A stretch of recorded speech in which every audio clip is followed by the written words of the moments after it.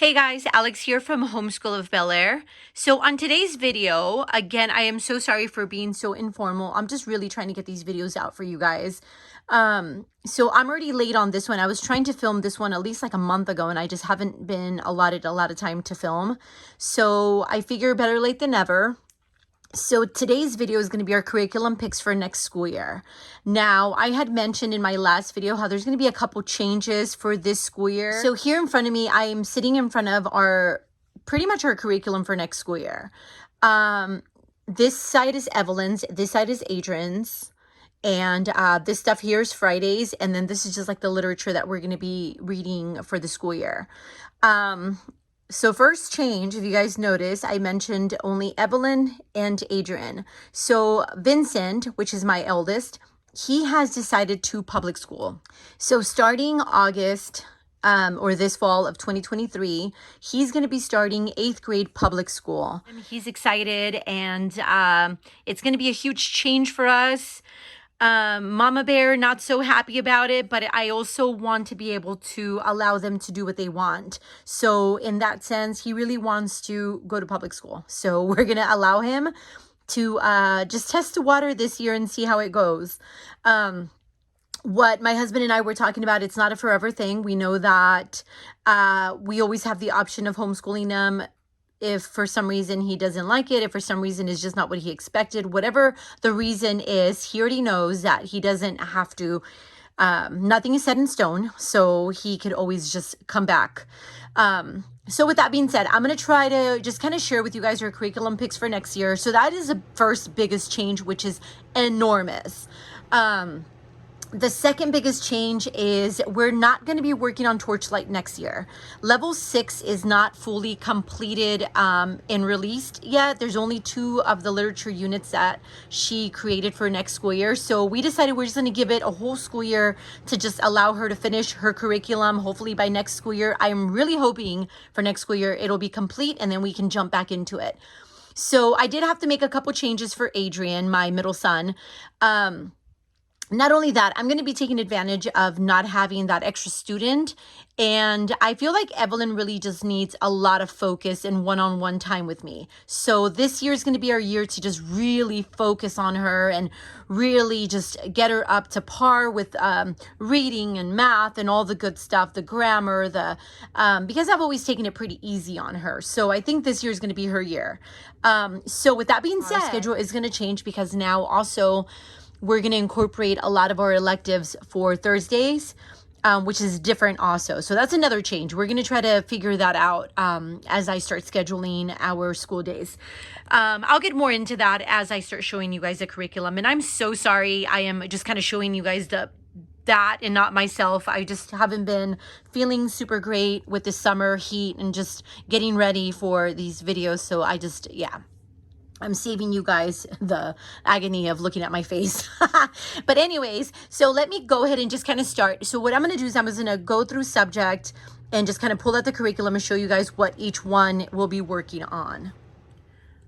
Okay, for handwriting. For handwriting, Evelyn wants to do cursive, so we're just going to be using a little Dollar Tree workbook for the introduction of cursive. I also purchased her the Writing for Learning series, Handwriting, Beginning Cursive. This here might be a little too advanced for her, and that is why we'll be using that to just kind of do more of the introduction. For Adrian, we're sticking to the Handwriting with Learning series as well. I'm actually really enjoying this series. We started it last year and we really enjoyed it. So he'll be starting the 6th grade level. And this is what it looks like on the inside. And these are very inexpensive. Now with this one, I didn't share too much about it last year, but I do cut the pages in half because it is a very small book. There's about 80 pages, I think, per book. So we cut them in half. So like that, it can last the whole entire school year. Okay, now for language arts, Evelyn will be starting Grammar Island. Adrian will be actually taking off from Grammar Town. We started it last school year, but we never really got super into it. So this year, he's going to tap into it again. For vocabulary, Evelyn's going to be starting building language, and Adrian's going to be taking off with Caesar's English. The thing I have with that is just a composition book for each one with the separation of the dividers. This doesn't have a lot of work. It's not super busy work. So just whatever activities they have to do, they just know they have a composition book to do those activities in. Okay, now because the Michael Clay Thompson doesn't have a lot of busy work, not that they need it, but just extra practice when it comes to grammar, Evelyn's going to be starting Beowulf grammar. So she's going to be starting with book 1. And I don't know if you guys are familiar, but this has 4 books, or it's separated into 4 different sections. So she's going to be starting with part 1. And as far as Adrian, we're going to start the language fundamentals by Evan Moore. So a continuation and extra practice for language or vocabulary. Adrian's going to be working out of Word Roots Beginning. Now, I didn't make a copy of this for Evelyn because I feel like it might be too much for her. With her, we're just going to work from here and just kind of extend a little bit. But for Adrian, I did purchase the beginning and the level 1. I did kind of feel that this might be kind of easy for him, but I wanted to start him at the beginning since we've never worked from word roots. So I figured depending on how fast he works from this, I could always print out level 1 as well. Okay, so now spelling. So for spelling, we always have a couple different things that we work through. So we have more of the independent kind of work, and then we have the very teacher intensive work. So when it comes to spelling, Evelyn's going to continue with the B. Now this you might have seen last year in her curriculum picks video. We actually went back to level A because she had a couple lessons she needed to complete. It took a little longer than we thought. So we ended up actually only being able to start this a little bit this school year. So we're going to continue it on and just kind of take off from it for next school year. So Evelyn will be working on spelling UC level B. Adrian will be working on spelling UC American Spirit. And then for their secondary spelling, Evelyn will be starting all about spelling level 1. And this is just a little notebook that I created for her that she can just kind of work on when it comes to dictation days. So that is what I have for her. And then sequential spelling, Adrian will be starting the level 2. And he's just going to be working through the same notepad that he worked on this year with level 1. Okay, so now another thing that I love incorporating is word study. So for word study, Adrian is going to be working out of the 180 days of spelling and word study. This is a level 5, mainly because we started it this year and I decided to start him on level 4 and I didn't want to have to skip. So we're going to do 5 this school year. Evelyn is going to be working out of the Wordster Way. These are discontinued, but I was able to actually find it on Amazon used and new. So use new. So I went ahead and got her the level C. We actually started level B this year, kind of late. So she might actually still be working from B this school year, just depending. We're going to work through it through summer and see how far we can get. And then we have C to start. She's also working through phonics still. So as far as phonics goes, we're working through Explode the Code level 4. And that's what she's doing for phonics. Another thing that Evelyn is going to be working through is the Leap into Reading by All About Reading level 2. This is another thing that we started incorporating this summer, and we're just going to continue working from it and just kind of continue on for next school year. I also have level 3 and level 4, depending on how fast we move with level 2. Okay, so now for writing. For writing, we're going to be actually using Writing with Ease. I purchased level 1 for Evelyn. And for Adrian, I purchased level 4. Level 4 didn't come with the cover. So I bought the PDF. It didn't come with the cover. So I just reused level 1 and then changed the level. So this is actually level 4 of Writing with Ease. So that's what we're going to be using. Now, this is not a secular curriculum, but from what I've seen so far, there's really nothing as of right now that I've seen that I would have to pull out or not work on. Also, the other thing I found on Amazon that I was actually pretty excited about were these little creative writing workbooks. Now, for Evelyn, I purchased her the grades 1 through 3, and these are just story starters. So they give you prompts and a drawing that you can kind of just complete to go with your writing. And then for this one I got for Adrian, I got the ages 9 to 12. And it's more like scary stories, which he was very excited about. And again, it's just story starters. And then it gives you a drawing prompt that you can kind of complete to go with your drawing or to go with your writing or your story. Okay, so our next subject is math. Now for math is always one of those hit or miss kind of curriculums in our house. My kids really like teaching textbooks, but it's one of those curriculums where I feel like they always need supplement. So I'm going to be real with you guys. I'm just tired of spending money on math curriculum because it's never a hit. So what I ended up doing, I researched, I found some little free printables. They're the early 1900s math textbooks that you can actually download for free and print out. They actually hit all the topics in math that I like, that I feel are necessary. So, I mean, obviously there's new curriculum out there that kind of follows this guideline. But I just prefer these. So they're free. So as far as math goes, for Evelyn, I printed out, and they're called Everyday Arithmetic. That's what the books are called. So for Evelyn, I printed her out the primary. I did create a little cover for it because there's really no cover for it when you download it. I did print out some of the pages of the beginner one for her just as review. But as we go on, I did print out the primary, sorry. So the primary one. Now, these books do go, because they were used in schoolhouses, most of the workbooks were used for different grade levels. So the primary was used, I believe, for 2nd and 3rd grade. And then for that, because there's really, they were little textbooks, so there's really no area for you to work out your problems. So I did purchase her a little grid notebook, and it's just a little blank one that I found on Amazon for really inexpensive. And then for Adrian, I printed him out the intermediate. Now, the intermediate was geared for 5th and 6th grade. So that is what I printed out for him. I did also start at part 2. Part 1, I believe, was money, I think, and I just didn't want to print out that part. So that is what I have here. Again, it doesn't have a lot of area to work out your problems. They do actually recommend, obviously back in the day, they used a slate, chalkboard slate to work out their problems. So I also got him his little notebook, which is the same as Evelyn's, and it's just a little grid for them to work out their problems. So that is what we're going to be using. And it was free. So I'm just going to work out through these workbooks and just see how it goes. So that is what we're using for math. Okay, so one of the things Evelyn will be doing this year is working through my mini cultural studies mini units. Now, these are some that I created a couple years back. And I just have them loose leaf because I'm going to just have her work through them. And then she has a notebook here that she can glue them in as we work through the mini units. Okay, so now these little mini units are only going to take us to probably the beginning of the school year, towards maybe Christmas time, I'm assuming, just with the amount of books because it's not very many. And then after that, I'm going to figure it out. I might do something similar to what I'm doing with Adrian, and I'll share that with you guys in a little bit. Or I might do something different. I'm going to just feel her out. So these are the books that we're going to be going through. What Can You Do with the Paleta? Separate is Never Equal. Chato's Kitchen. Grandma and Me at the Flea Market.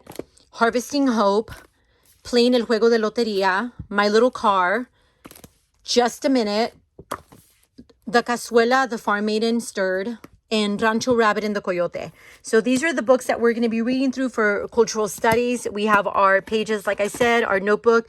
And then I do have a couple additional books that we're going to be reading through just to kind of extend on some of those. We have La Frontera. We have Ruby Bridges. We have Who Was Cesar Chavez, Side by Side, Lado a Lado, and Dolores Huerta. So those are the things that we're going to be doing for cultural studies with Evelyn. Okay, so now for Adrian's literature study. So this is where we've changed it a bit. And I mentioned earlier how we changed it because we're not using Torchlight this school year. He's going to be working independently through these books here. And what I ended up doing is I took advantage of Teacher Pay Teachers, a sale that they had this early in the summer. And I purchased a bunch of just literature study guides for all these books here.